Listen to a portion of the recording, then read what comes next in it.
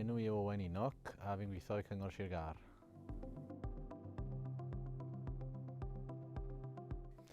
So, teitl yn swydd yw Rheolwr Busnes a Portfolio gyda cydbwyllgor corfforedig Orllewin Cymru.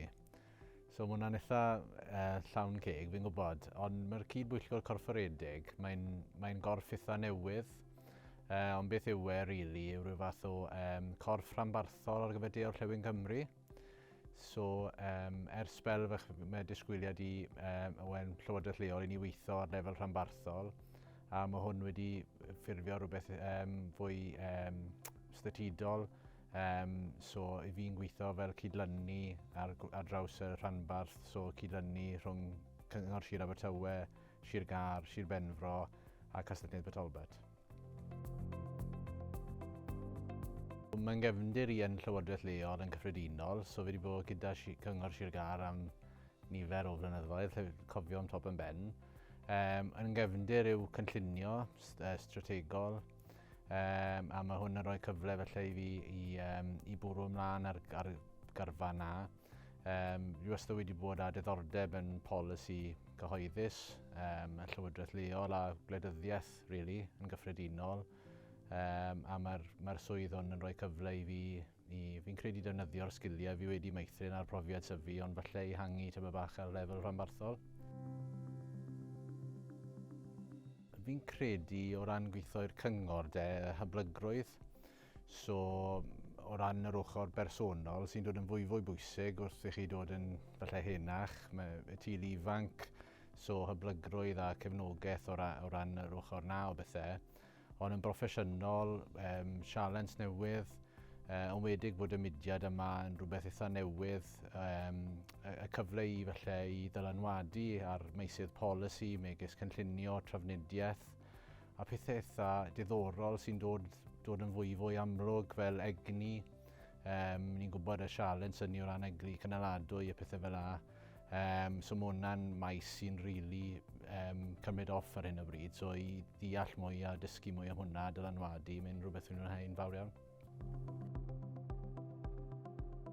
Fi'n credu maen nhw'n wirioneddol gefnogol, yn wedig falle bod chi'n balon i fynd ar cyrsiau, maen nhw digon hapus.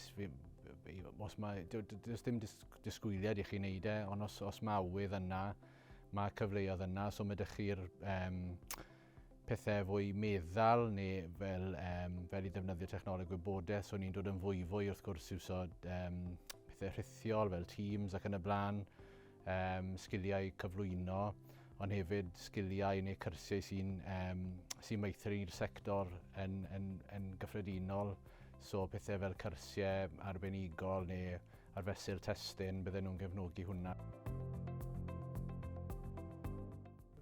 Fi'n credu, allwch chi ddim beth yn wrong, fi'n gwybod bod bethau'n symud ymlaen trwy'r amser, ond y gallu gyfarthrebu.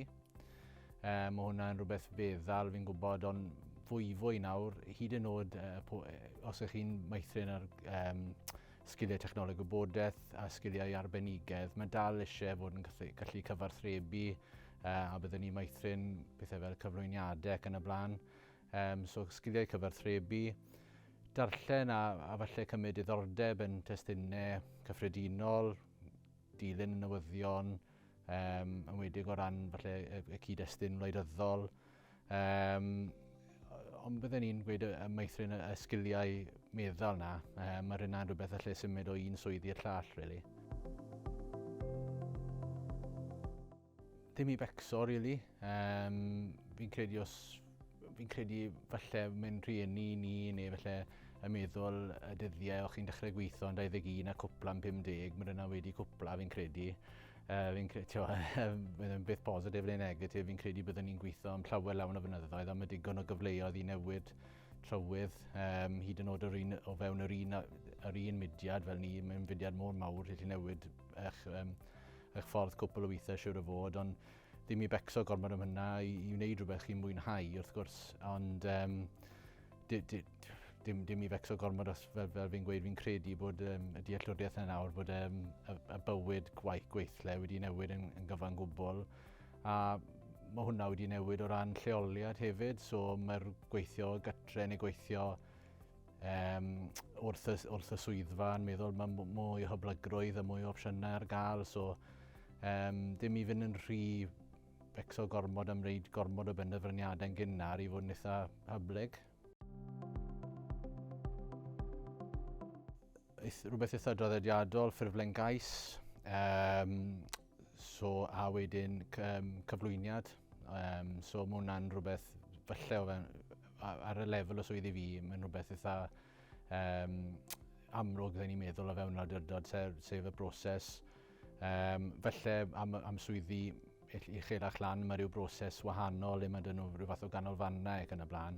Ond i fyny lefelau swyddi fi wedi wneud ar y swydd yma, ffurflen gais a cyflwyniad PowerPoint.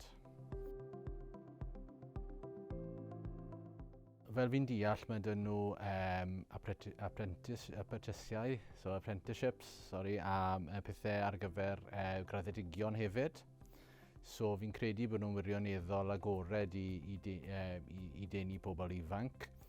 Yn gyffredinol, dim ond yw'n faes i, ond yn gyffredinol fi'n clywed bod amryw o swyddi yna a bod e'n galed i llanw'r swyddi. So fi'n credu falle bod hwnna'n rhywbeth sydd wedi newid o ran y gweithio rhithiol yma, neu yn gyffredinol bod y farchnad swyddi wedi newid. Ond fi'n credu mae amryw o gyfleoedd, ond fi'n gwybod bod nhw'n targedu apprenticesiaethau a graddedigion yn benodol mae dyn nhw'n rhaglenni. Wel, eto, falle wrth fynd ymlaen, mae'n dod yn rhywbeth gymaint ambwyty beth sy'n mynd ymlaen tu allan i gwaith neu tu fewn i gwaith. So tu allan i gwaith, chi'n siarad bod i sy'n sir da i fyw ynddi. Ysgolion da, llefydd i fynd i chwarae, cymdeithasol ac yn y blaen. Fi'n credu bod ni'n ail fesur falle beth sy'n bwysig i ni. Falle eto'n oedran i yw neu'r pandemig. Ti'n bod, yw gydbwysio beth ni moyn mas o balans bywyd a bersonol. So, i fi, obviously mae'n bach o fraint ymwedig o gwaith o'n i'n neud o ran cynllunio i wneud penderfyniadau sy'n dylanwadu ar y sir difys di lan yno. So so'i cweith yn siŵr, os ni'n gweithio i ar arall, byddwn ni'n meithrin ar elfen o berchnogaeth na. Ond mae'n neis i gweithio i'r awdurdod, obviously fi wedi byw yn y sir a cael yn godi yn y sir, so mae hwnna'n beth da yn marn ni. Bendant. Byddwn ni'n meddwl, dyn ni'n dod i fel awr fel sgil hanfodol yn bersonol, cyfle i ddatblygu. Falle, a eto chi'n siarad bod i cyfle o ddatblygu, so wedi cael cyfle i fynd ar cyrsiau i loiwin iaithu. Felly, ni ddim yn gorau a pethau fel treiglo a pethau fel a, ond just meithrin hyder.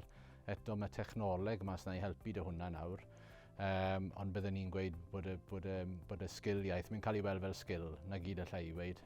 Mae sgil, chi'n cael eich wobrwyo os mae sgiliau ydych chi, a gael eich cynabod. So, mae'n ail natur i fi fel siaradwr Cymraeg, a mae lot o Gymraeg yn cael ei siarad yn y swyddfa hefyd. Sef Gymraeg, so os mae'n iaith gymdeithasol a anffurfiol, mae hwnna'n beth da yn y marn ni, a eto pethau mwyaf ffurfiol, cyflwyno yn yw'r gyhoeddus na yn yw'r digwyddiad, cyflwyno trwy'r Gymraeg, ac yn unol â safonau y sir mae cyfieithydd ar gael, so byddwn ni'n meddwl real good fantais yn bersonol.